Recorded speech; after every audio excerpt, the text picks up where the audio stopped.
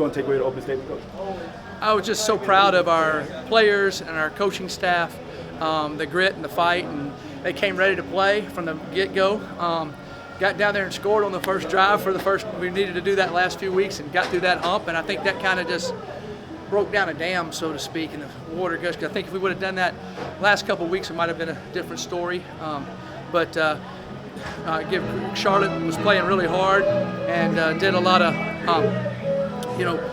our guys kept playing hard too, and they kept playing hard all the way to the end. I was really impressed with that, and Will's a phenomenal coach, and they'll get their thing going here soon. So, our guys, the people around our program, all Scott Carr, our trainers, our equipment managers, all our associate ADs, even Randy Press, everybody's been positive.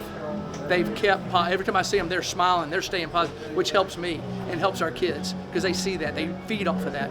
And so our whole program's been like that.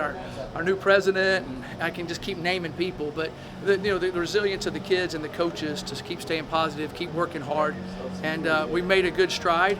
We're going to enjoy this on the flight back, and then we got to go back to work tomorrow because we play Friday night, and we'd love to have a phenomenal crowd there and try to keep this momentum going.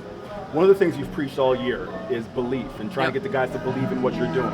How decisive or how impactful a win like this, how much does that go to helping the guys believe in you guys more, understanding the process of what you guys are trying to do? Well, belief is a choice. Sure.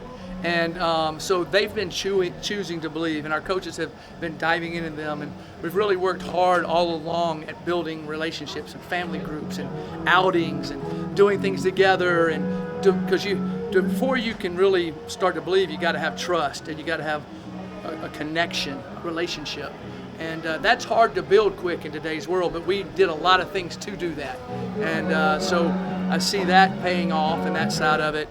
But when you win, they believe a little more. And I think what it is when something rough comes up, a big wave comes up, they go, hey, we're going to get through that wave because we've done this before.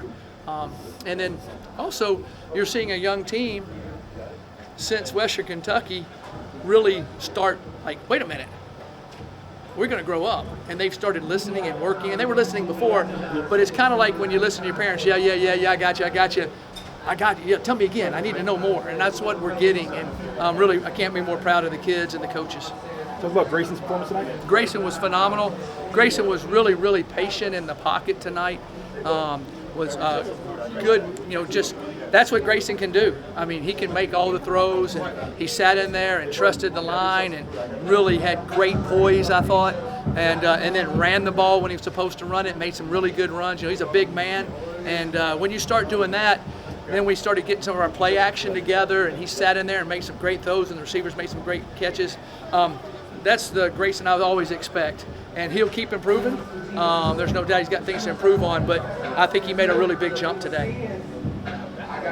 You talked about everyone being positive around you, but you're one of the most positive coaches I've ever covered. So how do you think that your positivity has played a role in this? Well, when you're the leader, you have no choice. Now, there's times I might go in my office and throw things and bang on the desk and do that, but in front of everybody, I have to always stay positive, and I will. Because if you're negative, you don't go anywhere. You got to have positive, but there's a different types of positive, like everything's hunky-dory, it's all going to be perfect. No, excuse me. It's here's what we got to do, here's what we got to fix. We got to make everybody accountable, myself included, the coaches included, the players included. Okay, how do we fix it? Okay, this is how we fix it. This is the hard work we got to do. This is how we handle it. And then if you keep doing that with a positive attitude, you'll eventually you'll improve. Now, is that improvement enough to always win? Sometimes it is, sometimes it isn't. Today it was, and we've got to take a step from there. Coach, the stuff in the red zone, obviously you had greater success, finishing drives. Using Grayson with his legs, was that game planned or was that kind of just him freestyle? No. That was game planned. Okay. Some reads we had, and then we had a heavy package that worked for us to get in the end zone. And then we made a couple others where we were almost there. So we got better down there, and we got to keep improving down there. Sean Peterson Jr. and Andrew Volmar. Yes. Talk about their performance. Andrew Volmar has, from spring practice, halfway through fall camp, to now, to me, is the most improved football player on our defense. And the play he made where he pressed the guy up, who's a really good receiver, ran down the field and picked it off, he couldn't do that before. And he had the ability, and Coach Bell's been coaching him, and now they're working together and they're listening and they're doing it. And Vomar's a really good player, and I'm really excited to see what he's doing. That's really helping our defense. It's a big improvement. You know, Sean Peterson, he just keeps coming on.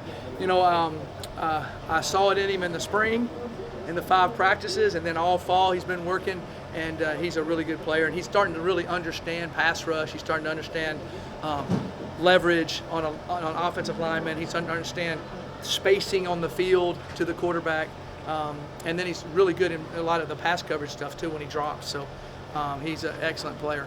Chris Mitchell tonight, you know, really stepping up as the number 2 receiver on television. Talk about that. Chris Mitchell changed his number tonight. No, they something happened. We found out. Yeah, we got messed up, but he's just as good in 10 as he is in 80, so that was good. Yeah, Chris did a really good job. We had a good scheme of throwing the outs, and then we were able to hit in the area there. I thought all the receivers played well, and the tight ends and running backs. I thought they all did well with that. 2 more, and I'll get you out of here. Obviously, you know, you kind of heard some of the conversation about, you know, Coach Mac he's positive, but that's not what we want to hear after a win. That was some of the conversation with the fan base. I noted in your answer to Emily, you talked about that there's different ways to go about that. You're going to be behind closed doors, maybe a little bit more animated, but, you know, as far as the public front, you want to be more positive. Is that something that you're cognizant of? Yes, I mean you've got to. I mean you got to be positive. I mean you've got to. There's times you're not, but you've got to be positive. I think one of the things was taken out of context because they weren't in there in our conversation. So that's a little bit interesting there. But I'm going to stay positive. We're going to turn this thing around, and they'll be positive on the bandwagon with us when we get it turned around all the way. I promise you. What did you tell the guys post-game? I just told them how much I appreciated them staying together and keep working, keep fighting. And we just talked about, you know, when we get here, we said, okay, after a pregame meal, we got 6 hours. Everybody put everybody's selfish ambitions away. Let's go for 6 hours of team, of family, of unity. No matter who gets to play, how much they get to play, how much they get to just go play. And if we do that, each week, different people are going to show up. Everybody's going to get their deals because when you win, good things happen for everybody. And they're starting to understand that. Say Charles back, man. Okay, thank you. One last question. So you're seeing all these drives go right as you're starting the game. You're seeing things unfold the way you want them to as a coach. What is that like to see these things stack up and see that things finally, you know, result in the way you want them to? Yeah, it's really good, and just it shows the kids and our coaching staff their hard work is paying off. So now they'll work a little harder, they'll push a little harder, and then, you know, the thing is next week's always like a different team, a different game with injuries and different things we're playing. But I'm really excited what they're showing and show that they're buying in. Coach Cutcliffe always used to tell me, if they're listening, then they have discipline and they believe. If they're not listening to you, they don't have discipline and they don't believe. Our kids are really listening, and our coaches are doing a great job of getting that across to them. So I'm really proud of them, and we'll enjoy this, get back Sunday, go back to play hard work, and we'll come back.